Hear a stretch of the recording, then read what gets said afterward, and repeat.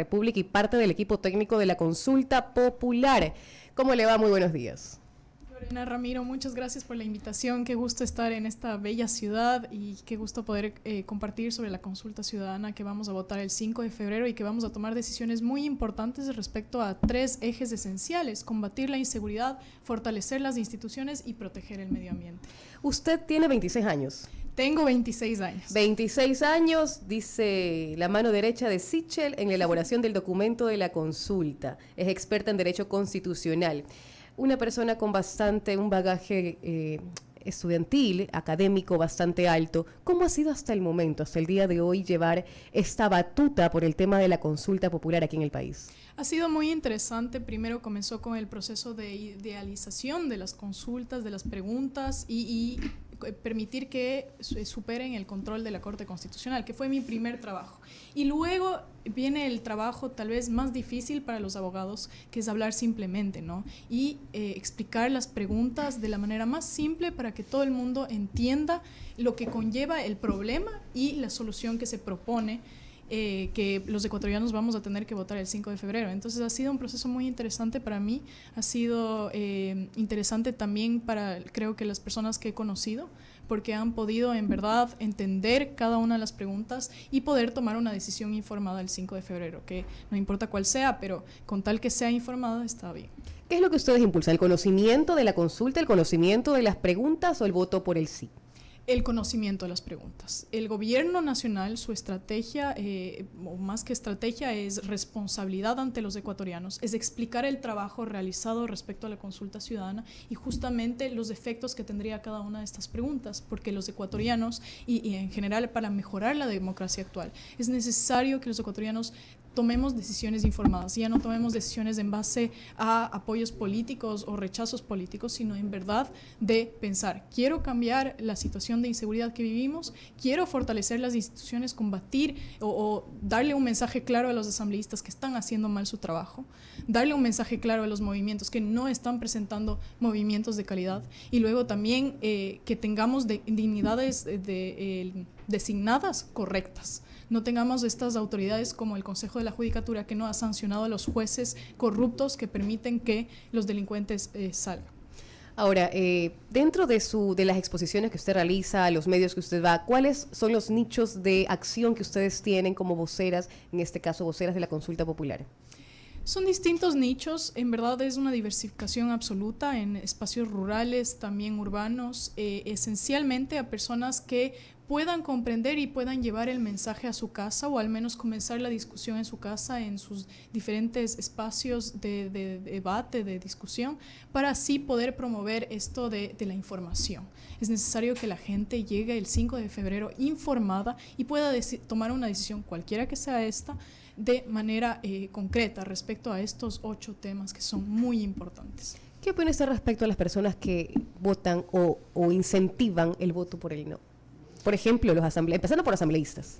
Sí, justamente los asambleístas, los políticos les da miedo a estas preguntas, y eso es muy interesante ver primero quiénes están promoviendo el no, porque obviamente primero hay ciertas personas que están vinculadas con la narcopolítica que justamente promueven el no, luego tenemos a otros miembros que les da miedo perder su trabajo, entonces promueven el no, y finalmente tenemos a aquellos que ni siquiera entienden las preguntas y solo van a promover el no porque no, lo cual es irresponsable para los ecuatorianos. Los ecuatorianos ya estamos hartos de esta política. Queremos respuestas concretas a problemas concretos que tenemos. Ya no queremos estos juegos de poder, necesitamos ya soluciones concretas. Y estas 8 preguntas plantean reformas estructurales para justamente combatir los problemas que tenemos en la actualidad, que son la inseguridad, la debilidad de las instituciones, que permite a la vez la inseguridad, y luego fortalecer el medio ambiente. Ramiro. Buenos días, Amalia, ¿qué tal? Vamos de atrás para adelante. Las 7 y las 8, yo le decía en off, son galimatías. O sea, entender esas preguntas es harto complicado, incluso para los que tenemos una formación jurídica sólida. ¿Cómo pretende que la ciudadanía entienda eso? Ramiro, es muy interesante justamente este cuestionamiento porque tal vez las palabras parecerían difíciles de entender. Pero, por ejemplo, la 7 se refiere a la protección del agua, de las fuentes de agua, que se llaman áreas de protección hídrica, que nosotros utilizamos para nuestro consumo y para el riego de las plantas. Es darle una protección constitucional para que exista financiamiento y modelos de gobernanza. Existe, pero no existe financiamiento y modelos de gobernanza. Es letra muerta. Pero el financiamiento depende del Ejecutivo. No, depende justamente del sistema en el que se tiene que adherir. Por ejemplo, el Sistema Nacional de Áreas Protegidas ya tiene un financiamiento establecido. No depende de opiniones políticas o de presiones políticas. Depende necesariamente de que exista el Sistema Nacional de Áreas Protegidas. Entonces, justamente al incorporar un nuevo subsistema, se podrá proteger estas fuentes de agua que nosotros utilizamos para nuestro consumo y para el riego de las plantas. Y así evitar a todo costo la privatización del agua. Reducir el número de asambleístas me parece lógico, pero vamos a tener menos ineptos y nada más. Lo que ha buscado esta pregunta es garantizar la eficiencia de la Asamblea Nacional. 137 no son eficientes. Sí, pero antes hemos tenido 56, hemos tenido 70, hemos tenido 90, igual han sido no es el número. La misma cosa porque no hay requisitos para acceder a esa instancia. Entonces, si nos vamos por el número, ya le digo, vamos a tener 20 maletas, 40 maletas o 130 maletas. Claro, uno que otro se salva porque no todos son maletas, pero la calentura no está en la sábana, la calentura está en a quien se escoge y los partidos políticos a quienes ponen. Nos obligan a votar por esas cosas que ponen en las papeletas que ni siquiera tienen certificado de sanidad pública. Muy de acuerdo. Pero voy a hablar sobre dos preguntas esenciales de la consulta ciudadana que atienden este problema. Primero, la reducción de asambleístas. Primero, 100 son más que suficientes para emitir las leyes. Pero lo que garantiza esta pregunta es una reestructuración de la Asamblea Nacional para que ésta garantice principios esenciales para su correcto funcionamiento. Uno de ellos es la proporcionalidad y también la igualdad de voto. Estos principios no se garantizan en la actualidad. El voto de un asambleísta representa 16 veces más cuando es representativo de una provincia que otras provincias, y eso atenta justamente a la igualdad de voto. Lo que propone esta pregunta es garantizar esos principios para que el voto de cada ecuatoriano valga lo mismo y así garantizar representatividad. Yo prefiero a alguien que tenga capacidad que represente más gente. Puedo tener un animal que representa 16 y puedo tener un brillante que representa 2. Y luego eso no da la calidad. Y luego pasamos a la siguiente pregunta. Justamente era el pensamiento, ¿quiénes son los responsables de presentar candidatos de calidad? Primero, los ecuatorianos somos los responsables de quienes elegimos, pero en primera instancia, quienes siempre fueron responsables y nadie ha hecho nada, porque obviamente a los políticos les interesa eso, son los movimientos y los partidos políticos. Y existe un gran problema dentro de los movimientos políticos. Tenemos 272 movimientos. Nos ha costado en menos de 10 años 122 millones de dólares para mantenerlos, y que se puede hacer un movimiento con menos de 10 personas. 10 personas que controlan todo movimiento, reciben dinero del Estado y proponen candidatos. Esto, como consecuencia, conlleva a que tengamos papeletas presidenciales con 16 opciones, 32 candidatos, que nosotros no podamos en verdad conocer a cada uno, y eso conlleva a la fragmentación política. Pero ser más ejecutivos en las primarias, y además de eso puede haber una cantidad importante de movimientos, pero los gravitantes son 4. Está la Izquierda Democrática, está Alianza País, está el mismo Movimiento Criollo, está el Partido Social Cristiano y Pachacutic, para de contar. O sea, ese número que usted dice sí es real en una parte de verdad, pero no es la verdad completa. Quiero estar en desacuerdo con usted. ¿Por qué? Esa es la idea. Porque justamente los movimientos que han participado en la Asamblea Nacional son muchos movimientos independientes, o que no son estos movimientos que usted presentó. Claro, ellos tienen fuerza política, pero aún así se puede crear un movimiento con menos de 10 personas. Y se puede mantener un movimiento con menos de 10 personas. ¿Qué conlleva eso? Usted seleccionaba o hablaba de las elecciones primarias. Las elecciones o los procesos de democracia interna que se tienen que cumplir son justamente aquellos procesos en los que se eligen a los candidatos. Pero si son 10 personas que eligen un candidato, esto conlleva a que no sean candidatos de calidad. En cambio, lo que se promueve, por ejemplo, en un caso concreto, un cantón con 10,000 habitantes, es necesario que el 1.5% de esos 10.000 habitantes, es decir, 150 personas, estén de acuerdo en formar un movimiento y participen activamente en cada una de las decisiones de ese movimiento, porque 10 personas sería el error. Y es lo que está sucediendo. 150 personas que se ponen de acuerdo en un candidato van a justamente promover candidatos de calidad. Va a ser más difícil proponer un candidato que sea bailarín, que no tenga ni título, que no sea una persona realmente valorada. El número no es el punto. Si tenemos un consejo de participación donde 7 personas han hecho lo que les ha dado la gana, como les ha dado la gana, y hemos visto todo lo que ha pasado. O sea, el número no es lo importante. Discúlpeme que le diga, es la capacidad de la gente, es la actitud de la gente. Buenos días, Ramiro. Buenos días, Pero Eduardo. me permites, tienes que eliminar a todas esas porquerías, sobre todo esos partidos de alquiler, que son los que han terminado y terminan con la democracia, porque los alquilan. La gente no dice las cosas aquí. Para un movimiento, y tú lo sabes, Enrique, perdóname, buenos días. Los alquiladores, ¿cuál es el negocio? Que no te eliminen pues el movimiento, que no te lo eliminen y ahí vas y sacas tarjeta amarilla y pones una acción de protección. Entonces la democracia nunca es en lo que se pensó. Ramiro, esta democracia nuestra se idea allá en los años fines de los 70 con las comisiones que la dictadura militar pone, de donde nace el pensamiento que con errores y defectos ha llevado estos últimos 40 años. Y se habla por primera vez de la ley de elecciones, que ahora la llaman Código de la Democracia, pero es la ley de elecciones y la ley de partidos políticos. Entonces, se suponía que el que tiene menos al 5% del cociente se iba, pero resulta que nunca se quieren ir. Y lo transan porque un partido político les da muchísimas posibilidades en muchas cosas y que no representan nada. Y vamos a los espacios, perdóname Bolívar y Ramiro, perdóneme usted, los espacios, vamos a mirar hacia arriba.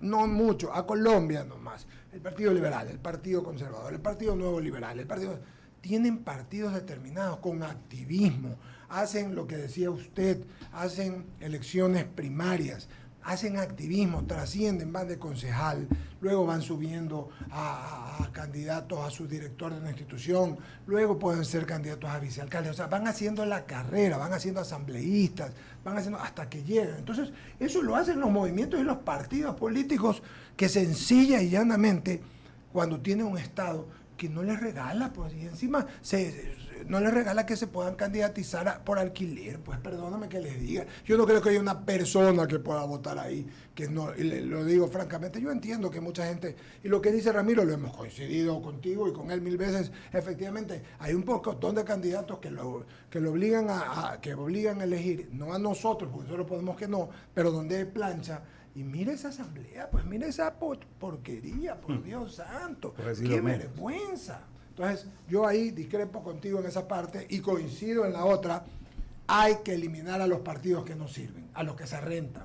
Gusto de saludarla. Perdón. Y es gracias por esos comentarios. Justamente esa es la idea de la pregunta 4 y es tal vez la más importante para mejorar la democracia. ¿Por qué? Porque cuando existen un número de personas serias que participan dentro del movimiento, va a ser más difícil proponer o infiltrarse por parte de los narcos. Porque ahorita, si hay 10 personas que pertenecen al mismo, que ni siquiera sabemos quiénes son, porque no es público, no es transparente esa información, y que son solo firmas, que eso es justamente lo que trata de modificar esta enmienda también, que ya no sean solo firmas que pueden ser falsificados, sino sea un sistema biométrico.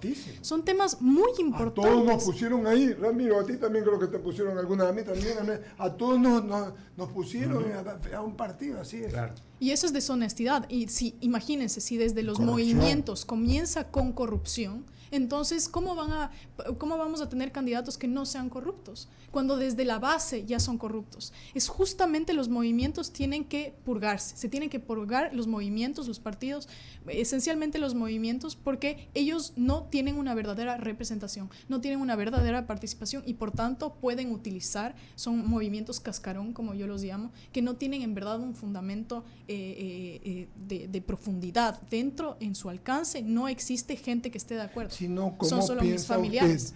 O piensa usted, o tiene dueños, pues. ¿Por qué piensa usted que hay partidos? Vamos una vez más al norte, ahora vamos a los Estados Unidos, vamos a Europa. Los Clinton fueron poderosísimos en sus movimientos. Bill Clinton fue presidente 2 veces.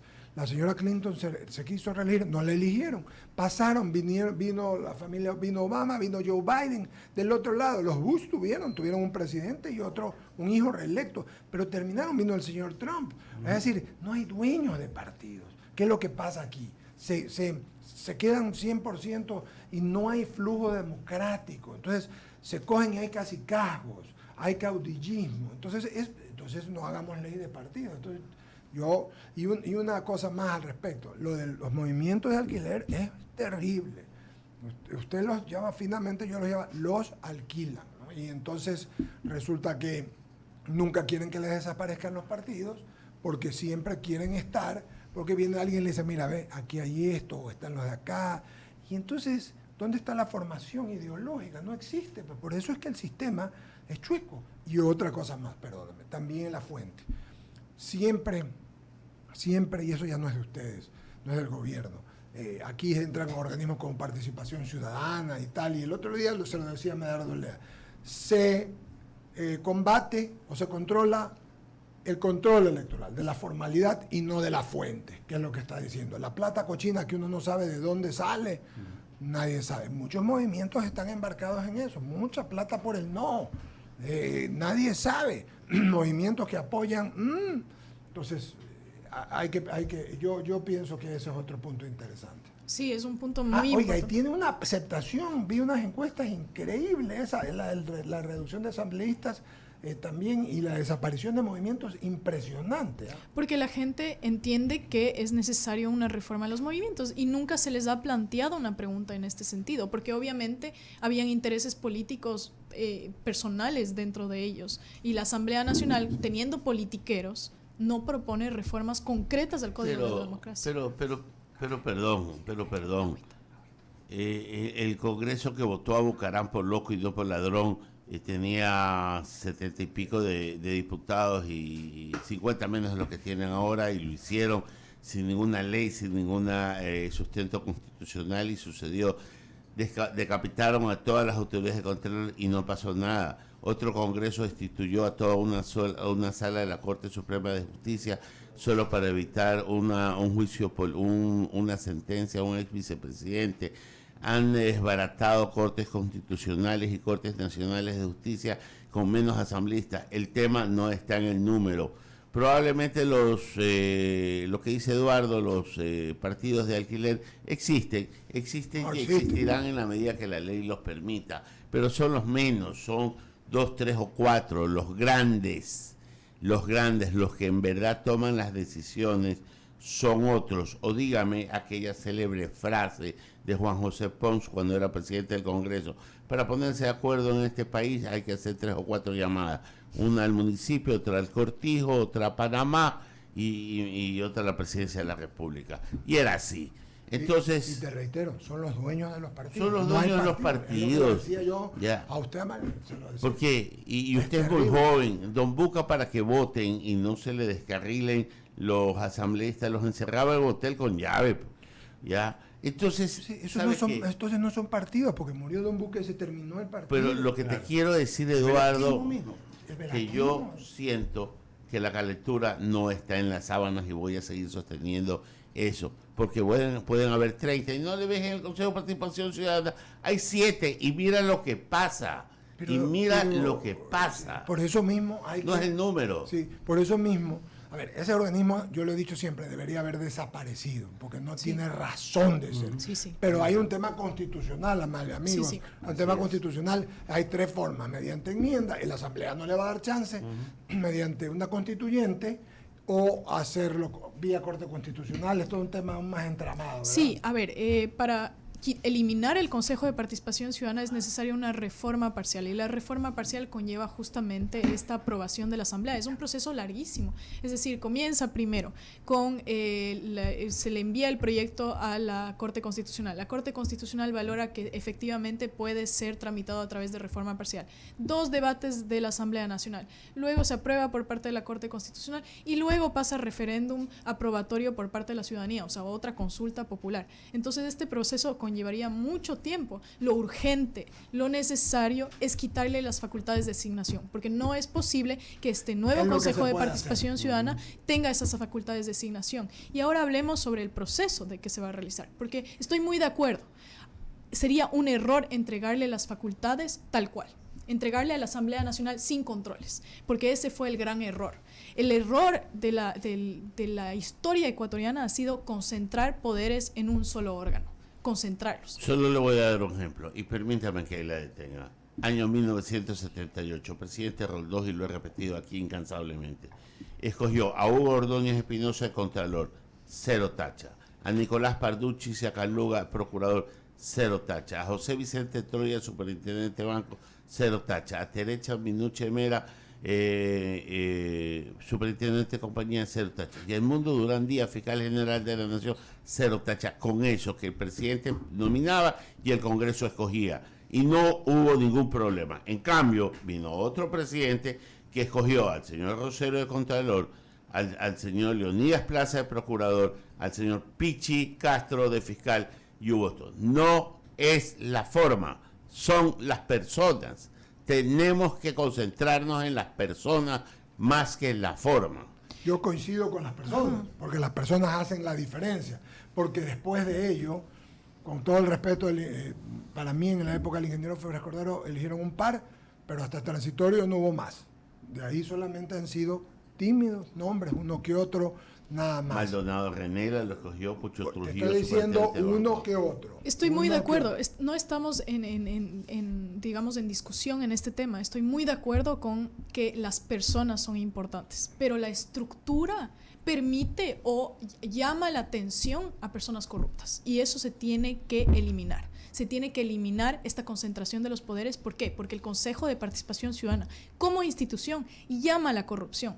Llama a la corrupción porque tiene 3 facultades muy importantes para la sociedad, y una que permite que 4 personas controlen todo el país. Yo, si soy una de esas personas, puedo controlar todo el país, puedo pedir que se haga y se deshaga lo que me dé la gana. Y eso no es correcto. No es correcto. Peor aún cuando son concursos de popularidad, porque esto es lo que está sucediendo ahora. El 5 de febrero vamos a elegir a candidatos del Consejo de Participación Ciudadana, y es un concurso de popularidad, y ya sabemos quiénes son más populares. Es más, andan bailando con la misma camiseta en un video y piensan rompiendo la norma constitucional porque no les importa, porque obviamente ellos deciden quiénes son parte de las instituciones porque controlaban el Consejo de Participación Ciudadana. Los dueños de los partidos le levantan las manos. Salen bailando y diciendo la mano con la foto de él, pues. O sea, todos somos bobos y ellos son inteligentes. Lo más estrecho para nosotros, los ciudadanos, y lo más ancho para todos. La ley del embudo. Pues, o sea, miren, perdónenme que yo les vaya a decir, coincido con mi hermano Ramiro Cepeda bastante, y usted creo que también con nosotros, Bolo. Pero el problema es que si no se hace una integralidad del sentido común, porque lo que está diciendo Ramiro, más allá de lo legal, es puro sentido común, entonces todo esfuerzo será vano. Por eso es lo de las personas. Por eso es lo que dice. Por eso es que yo insisto, hay que poner requisitos, hay que poner un fundamento. No puede ser que para ser magistrado de la Corte Nacional se pongan requisitos. No puede ser que para ser superintendentes tengan requisitos. No puede ser que para ser director de un banco tengan requisitos. No puede ser que para ocupar cargos de alta tecnología y conocimiento tengan requisitos. Y para ser asambleístas basta ser bachiller. No puede ser. Estoy muy de acuerdo, muy de acuerdo. Pero ¿qué pasa? Que es, para hacer eso hay que cambiar toda la Constitución a través de una asamblea constituyente. Y hoy eso no está. Y una asamblea constituyente, a ver, recordemos cómo nos fue con la anterior. Sí, claro. Pero no va a ser mejor. Entonces, hagamos responsables a los partidos políticos de los candidatos que ponen. Y que si algunos se encuentran en algún acto ilícito, algún candidato del partido político, esto sí se puede reformar. El partido político tiene una sanción de no volver a poner candidatos. Pero se podía haber pensado algo así, ya, ok, pongan, pero ustedes son responsables por quien ponen. Pero no, aquí, fuente o es una, todos a una. Pero justamente este es el gran problema. A ver, primero, ¿quién designa el Consejo Nacional Electoral y Tribunal Contencioso Electoral? Es justamente el Consejo de Participación Ciudadana. Entonces tenemos que tener ya personas de calidad.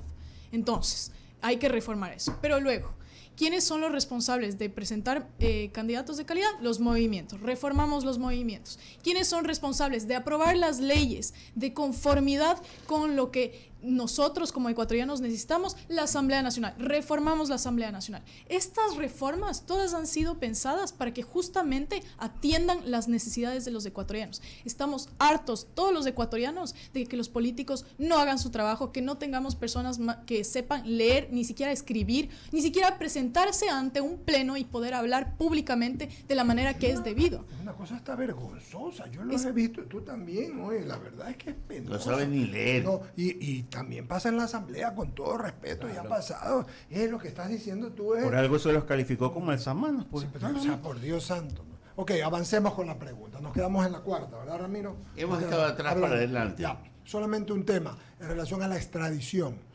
Es expulsar a la gente que ha hecho mal las cosas, más que el otro. Es expulsarlos. Sacarlos. Para que quede claro, no es sacarlos. No se trata de traer, más que eso es expulsar. Creo que eso ese es el detalle, ¿no? Sí, A ver, sí.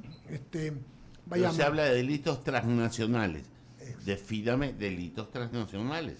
El crimen organizado transnacional no tiene definición. ¿Por qué? Porque se va ajustando en base a sus necesidades. Es más, ya se ha demostrado, se comienzan a ver conversaciones entre países. No es una facultad reglada, sino discrecional de quien la está aplicando. No, para nada. Solo para terminar.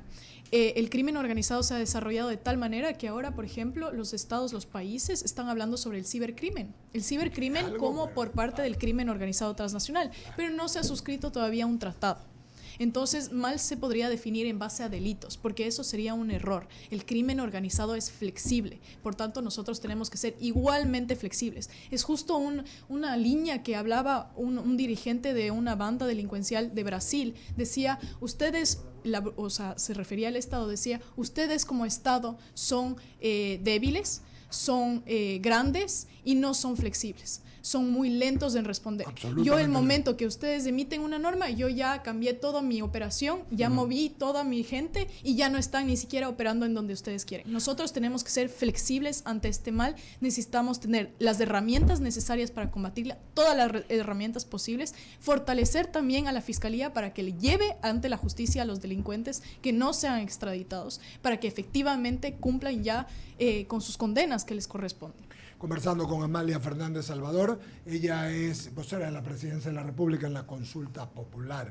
Eso me sonó como un tribunal de Nuremberg, donde era necesario, pero no había una legislación. Pero si nos vamos a poner en ese sentido, entonces le vamos a hacer. Pero ¿dónde está la legalidad? Pues, está la legalidad. Los tratados internacionales son los que rigen eso, porque son las leyes entre los estados, justamente. El tratado internacional tiene vinculación entre los estados. Tenemos más de 30 tratados bilaterales y multilaterales suscritos por parte del Ecuador respecto a la extradición, que permitiría la extradición. Tenemos la Convención de Palermo, sus protocolos adicionales. Tenemos la Convención de Naciones Unidas en contra de las sustancias estupefacientes, que permitiría justamente la extradición de personas vinculadas con la delincuencia organizada transnacional. Pero más aún, ya tenemos una ley de extradición que permitiría justamente, tenemos una constitución que se reformaría y por tanto sería operativa inmediatamente. Y por eso vuelvo a reclamarle, como todas las semanas o días, a la Asamblea, que den paso a la enmienda para hacer el trámite, que las Fuerzas Armadas estén incluidas, en lugar de estar regalándole días al manjar y a todas esas. Pónganse a trabajar seriamente, déjense de estar pensando tonteras y llamando por gusto a cuantos funcionarios les gana solamente para ver qué sacan, y pónganse a trabajar. La gente no les come cuento, no les comemos cuento.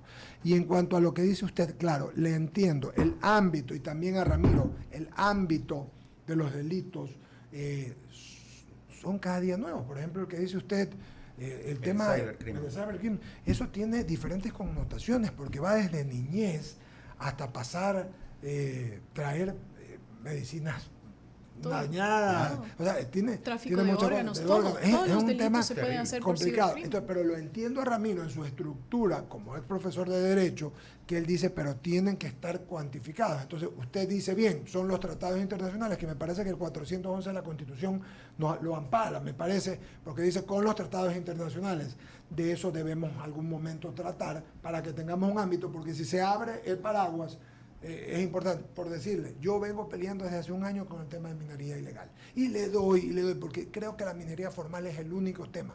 Diego Ordóñez habló hace 2 lunes, o sea, hace 8 días del tema, nadie lo entendía, ya lo hicieron un delito. Lo veo al presidente Petro, que es un presidente que políticamente es un hombre que fue del M19, que siguió todas sus instancias, que fue concejal, que fue alcalde de Bogotá, que perdió algunas elecciones, hablando del mismo tema. Y hay un delito ecológico, un delito de medio ambiente, por ejemplo, mundial, porque se depredan tierras, porque no se pagan impuestos por las armas, por las personas. Porque explotación laboral, eso es terrible. La minería ilegal es un atentado contra los derechos humanos. Pero más aún, solo quiero acotar un tema. Ahora en los tratados internacionales que se han suscrito entre los países, que nosotros hemos suscrito actualmente, no se tipifican los delitos. Solo se señalan que tiene que tener una pena mínima, por ejemplo, de 1 año y o que se cumpla la condena de 6 meses. Pongamos un ejemplo, que los ejemplos siempre terminan siendo. El caso de Brecht es un delito de organización internacional. Definitivamente. Okay, De delincuencia entonces, organizada. un sancionado por peculado aquí en el país que tuvo injerencia en coimas recibidas del exterior, ¿podría ser extraditado? Sí, definitivamente, por corrupción. Justamente esto es lo que se busca atender, estas grandes estructuras criminales destinadas justamente a corromper el Estado. La corrupción es un delito de delincuencia organizada transnacional, porque la delincuencia organizada transnacional opera de esa manera, busca infiltrarse en el Estado. Por eso son tan importantes las también preguntas de fortalecer las instituciones, de fortalecer los movimientos. Que estos señores que han estado involucrados en el tema de venta de hidrocarburos en alta mar, en el camino, que han recibido sobreprecios por las ventas, que tienen dinero fuera del país. ¿Estamos en eso? Si existe una estructura criminal de conformidad con... Siempre es bueno poner ejemplos para saber a dónde van las de... Es bueno la definición de Amalia respecto a los delitos transnacionales que no están tipificados, sino que se van... Eso es lo que nos está diciendo. En base, no están tipificados. Hay algunos delitos que ya tienen tipificación, pero más que nada en los tratados bilaterales de extradición ya no se definen los delitos, sino se señala como mínimo que tenga una pena mayor a 1 año o 2 años, dependiendo del tratado bilateral que recién se ha suscrito por parte del Ecuador, y también que tenga o se esté cumpliendo una condena mayor a 6 meses. Y una pregunta, ¿y esto entra en vigencia a partir de la aprobación del referéndum, de la consulta popular, y nada tiene que ver con los delitos de ahí hacia atrás? Eso es un tema muy interesante, sí se podría aplicar. ¿Por qué? Porque no se ha pedido la extradición, por ejemplo. Entonces, pero si el hecho que se quiere sancionar fue hecho con anticipación a la promulgación de esta ley y esta porque posibilidad... no está siendo juzgado todavía, solo están buscando a la persona para poder juzgarla y condenarla. Entonces, en ese momento sí se podría aplicar. Eso es una interpretación judicial. Es una interpretación en base a evidencia y en base a casos comparados. Pero que no depende de nosotros, sino del juez. Del juez de la Corte Nacional de Justicia. Qué interesante. Enrique San Martín, por favor, sigue. A ver, con Amalia Fernández Salvador conversando, y celebro que aparte de Karen esté usted también acá dándole, porque es importante hacer un ejercicio de esto. Sí. Bien, hace un momento Eduardo la nombró a Karen y voy a retomar a ella. Ella, como asesora jurídica de la presidencia, dijo que si hay resultados positivos, algunos no irán a la Asamblea, sino que irán directamente a la presidencia de la República. ¿Usted nos podría comentar cómo es esto? Porque hay algunas preguntas y la ciudadanía también considera que tendrán que pasar por la Asamblea, y por mucho que haya esa frustración, como lo mencionó Eduardo y también Ramiro, en la ciudadanía, sobre esta inactividad, sobre este quemeimportismo, si se quiere, en la Asamblea Nacional y otras instituciones. Entonces, qué sé yo, podemos haber aprobado el 73% de los ecuatorianos, diga usted las 8 preguntas, pero ¿y el efecto cuándo viene? ¿En el corto plazo, en el mediano plazo? Pero lo que me llama la atención es lo que dijo Karen Sichel, dice, será de efecto inmediato. La extradición tendrá efectos inmediatos, efectivamente. ¿Por qué? Porque ya se han firmado tratados bilaterales y multilaterales esencialmente que podrían aplicarse inmediatamente. La ley de extradición tiene apenas una disposición y sería derogada tácitamente por la Constitución porque es la norma suprema. Y eso es muy importante que los ecuatorianos conozcamos, que tan pronto se apruebe una reforma a la Constitución, no importa lo que diga la ley, no puede ir en contra de la Constitución porque sería inconstitucional. Sí, pero necesitas una ley que complemente la disposición constitucional. Ya existe la ley de extradición. ¿Por qué? Porque se pueden extraditar a extranjeros. Pero se empata con la norma constitucional. Sí, empataría. No hay incongruencias. No hay incongruencias, hay solo una disposición que estaría derogada tácitamente por disposición constitucional. Voy a leer algunos mensajes, Ramiro, interesante. Me dice, un querido amigo dice, muy ilustrativa y la entrevista. Buen nivel de ustedes como siempre de la entrevistada, no se arrugó. Gracias, querido Beto. Muy amable, ¿no? Que aquí a veces se arruga. Pero ¿no? si Entonces, tiene 26 años que se va a arrugar. no se arruga. Vamos con otro mensaje, que en cambio dice, buen día, concuerdo con Ramiro en que se podría mejorar los candidatos al Consejo exigiendo más requisitos a los candidatos y también para asambleístas. Johnny Ramos comenta eso, ¿no? Por otro lado, Daniel en cambio dice, yo sí voy a votar sí, me interesa, pero en cambio no creo que no debamos ir una por una para entender, no es votar por votar, sino entender. Interesante, muy de acuerdo. ¿no? Todas están interesantes. Seguimos con las preguntas. Yo creo que el tema de fuentes hídricas y las dos están clarísimas. Hay un apoyo. El tema que acabamos de tratar de bajar al número de asambleístas es por sanidad, como dices tú siempre, por sanidad del Ecuador. Ya lo de la extradición es para expulsar a la gente que haya cometido delitos, sobre todo contra el mundo, ¿no? ¿Verdad? Nacionales. Vamos a la de la fiscalía.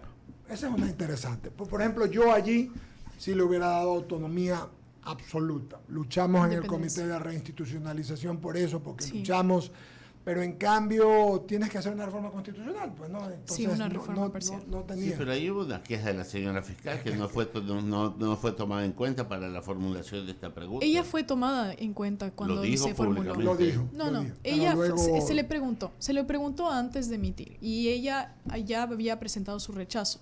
Pero el argumento esencial y el cuestionamiento que se hacía es, a ver, ella entiende esto porque ella va a ejercer esas facultades. Lo que no vio o visibilizó es que esto se va a quedar en la Constitución y tiene que ser lo suficientemente sólido para que llegue quien llegue, sea bueno, sea malo, la estructura permita que efectivamente se garantice la independencia. La solidez debe estar de en los quien fiscales sentamos de en el primera puesto y no en la rigidez de la norma.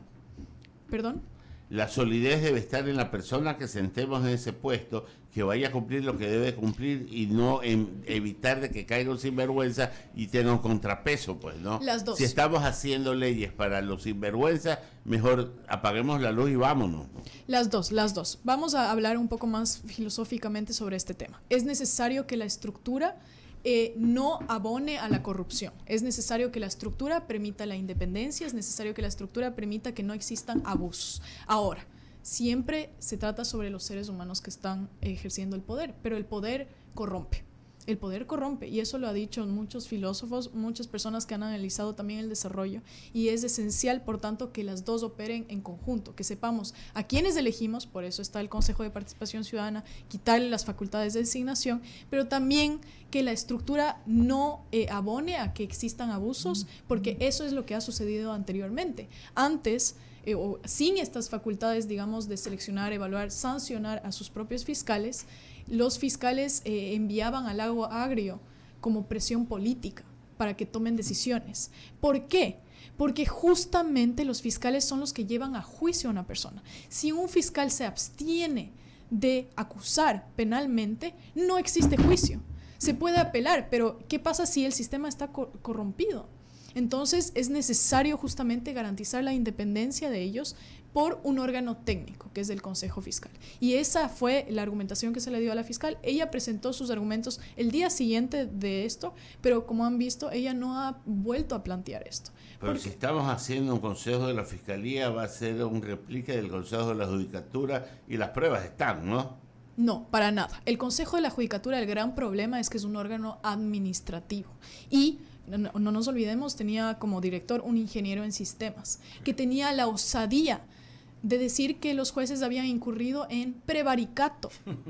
No nos olvidemos de eso, que tenía la osadía de decir que los fiscales no habían investigado correctamente, cuando bien sabemos, usted sabe mejor que yo, que los abogados penalistas son muy especiales y su labor es muy específica, aún más cuando son fiscales, que están encargados de investigar penalmente el delito, de encontrar los indicios penales. Entonces, en eso es necesario que exista tecnicidad en los procesos. Es distinto que una persona que conozca la labor fiscal me diga que yo haya hecho mal mi trabajo, a que un ingeniero en sistemas me diga, usted hizo mal su trabajo. Una. Y dos, le escuché a la fiscal hace algunos años decir, y estoy hablando cuando recién comenzaba, que le faltaban 560 fiscales para entonces, estoy hablando hace 4 años.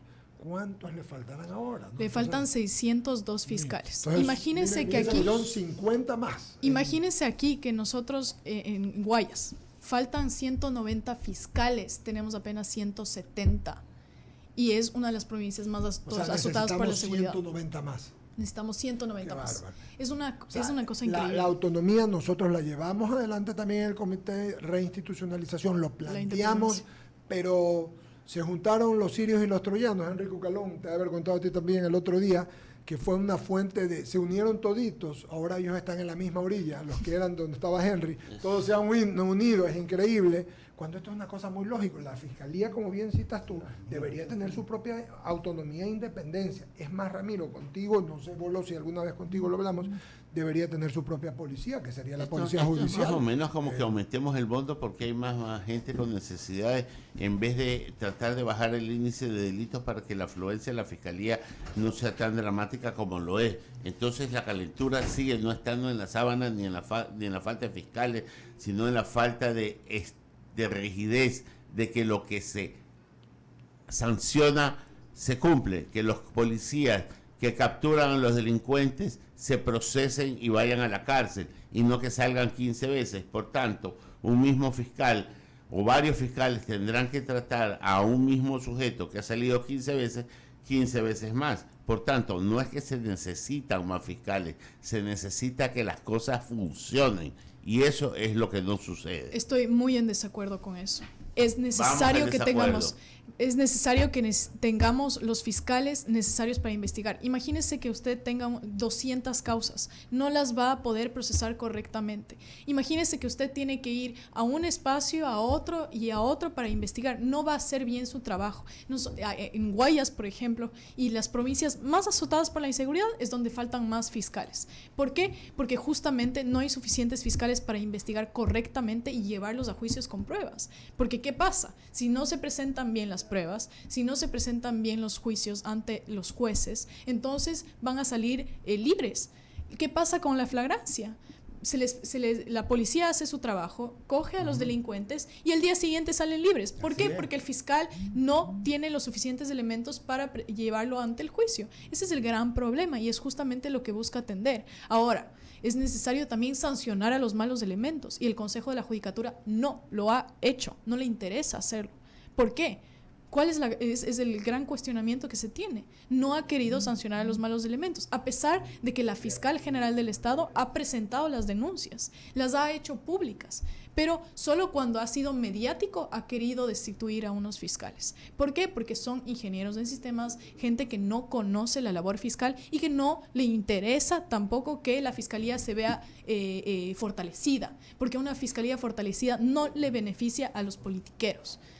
La fiscalía fortalecida le beneficia a los ciudadanos y eso no les gusta a los politiqueros.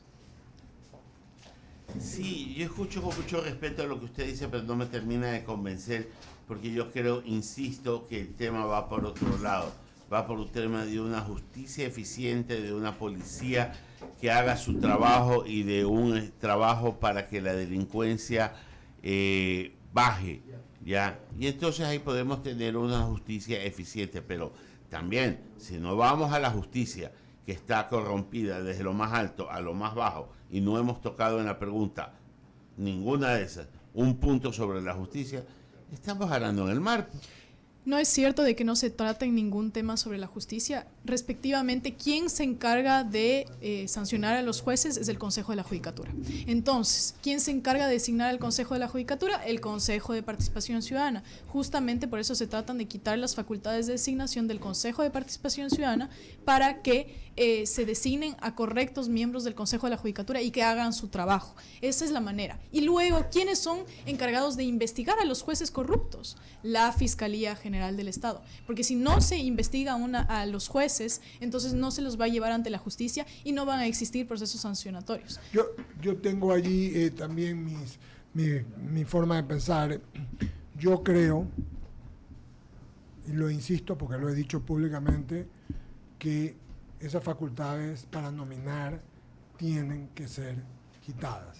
Lo dije, tú pasaste en el chat de todos los compañeros periodistas el otro día, y doy mi razón, habiendo estado adentro y habiendo estado afuera, porque antes siempre estuve fuera cuando estuve allí, porque considero, con honradez, que es una cuestión aritmética, ¿no? 4 son dueños, a 4, donde cuando no hay un consenso, y en eso Ramiro tiene de personas que representen, que no representen, 4 son dueños del país. Oye, pero la asamblea es lo último, la asamblea, sí, pero está más representada, pues, ¿no?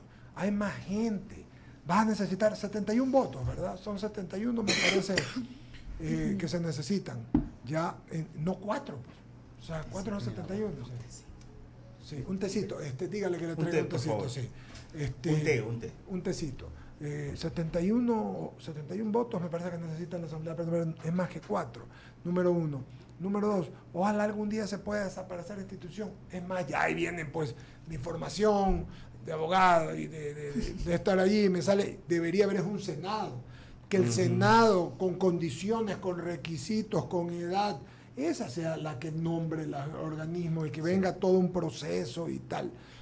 Pero eso tiene... Ni siquiera le pido, ni siquiera que termine la gente que está trabajando allí. Lo deja como anticorrupción y lo deja en participación ciudadana. Sí, justamente esa es la idea, que pero ya no sea, o sea, que se ejerza esas facultades, porque por ejemplo, el Consejo de Participación Ciudadana no ha destinado un solo centavo a la lucha contra la corrupción. Un solo centavo. Y se ha demostrado. ¿Cómo es posible que tengamos tanta corrupción cuando tenemos un órgano en teoría que está encargado de esto?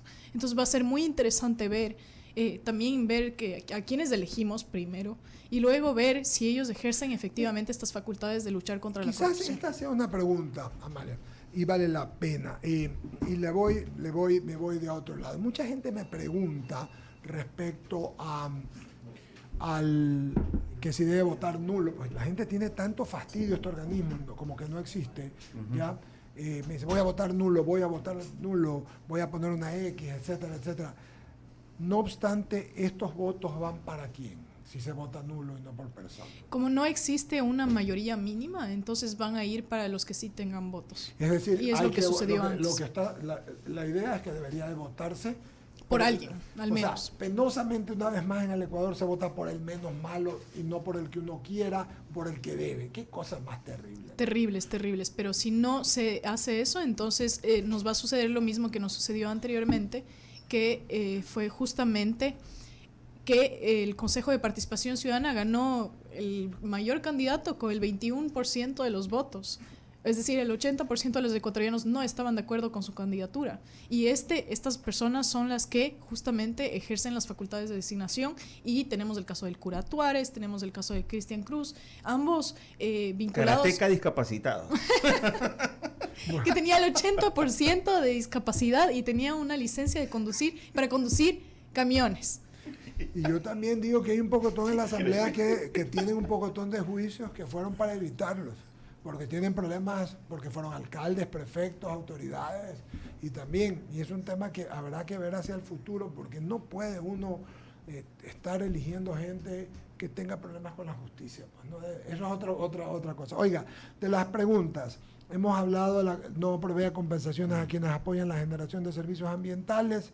Ya hablamos de esta, ¿verdad? De esta pregunta hablamos. La Constitución excluye el sistema del tema de las áreas protegidas a las áreas de protección hídrica, también se habló de esta. El CPCCS es una entidad pública que actualmente tiene el poder de designar a 77 autoridades. Hemos hablado en extenso de esta, ¿verdad? Sí. Lo de los movimientos políticos también hablamos. Estoy viendo con cuál nos queda.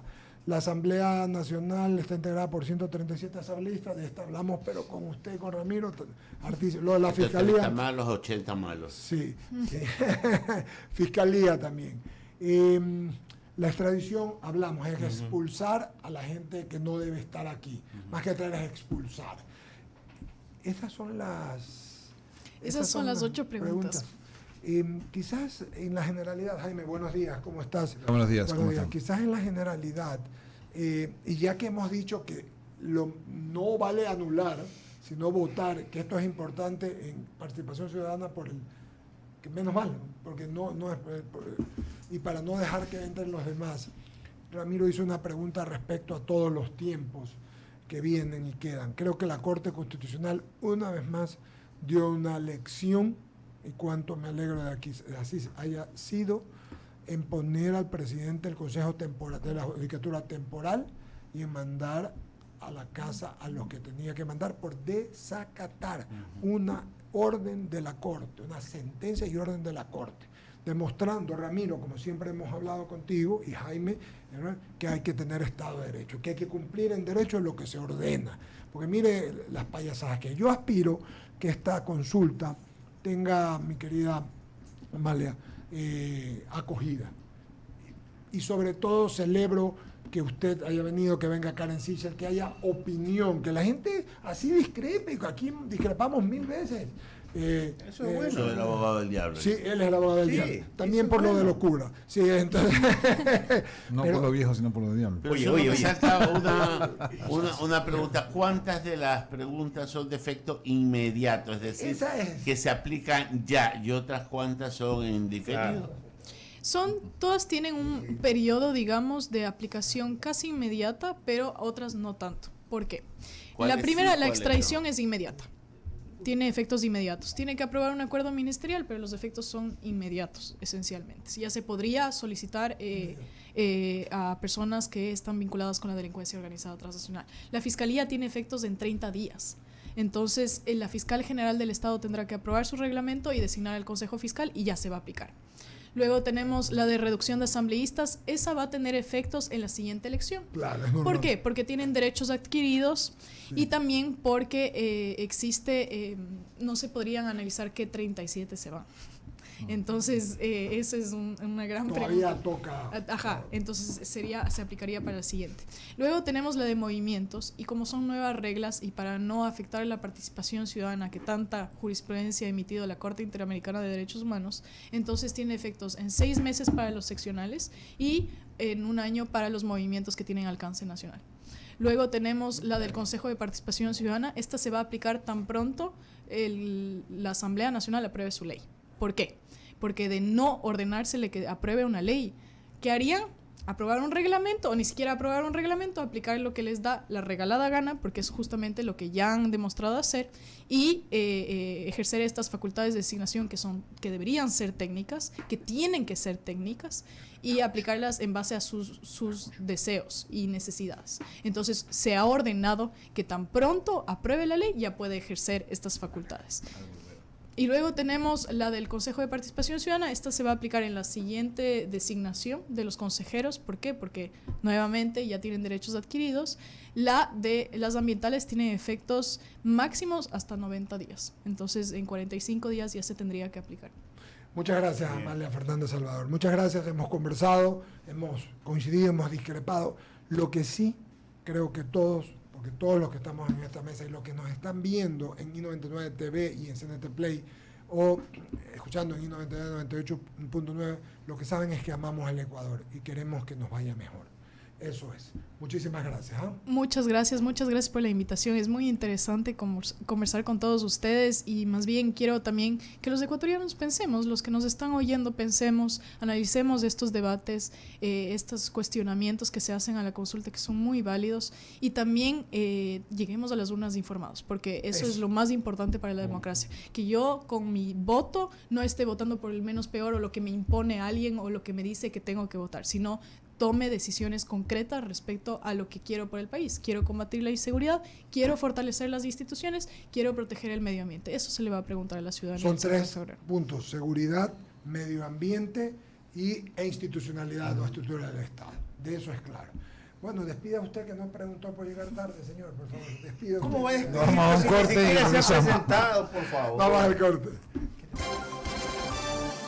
Hacemos un corte y enseguida regresamos. Inicio de